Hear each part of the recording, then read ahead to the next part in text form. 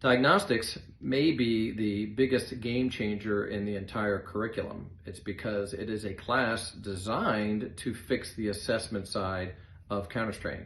So many of you, including myself, as you started to get, 8, 9, 10, 11, 12 classes into the curriculum, you have this massive amount of techniques and, scans to perform, and you start to say to yourself, I don't know where to start. Well, diagnostics class fixes that. And essentially what I did was I looked at all the assessments that we have available to us, which includes the tender point, cranial scan, motion testing, and touch inhibition. And I kind of broke them down. And I said, what is the strength of each and what is the weakness of each?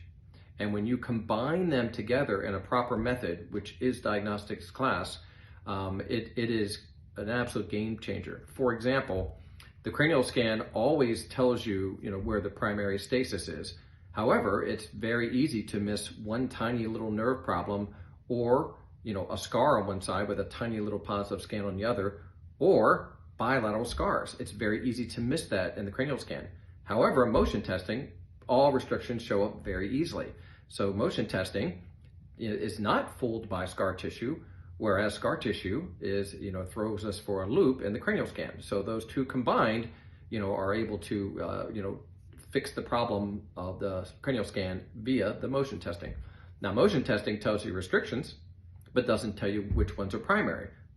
Once again, counterstrain does that.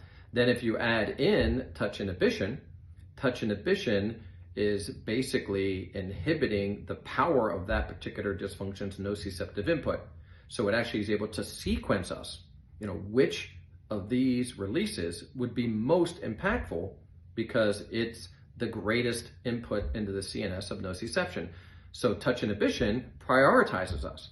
So now, you got the cranial scan and tender point for structure. You have motion testing to find what restrictions exist.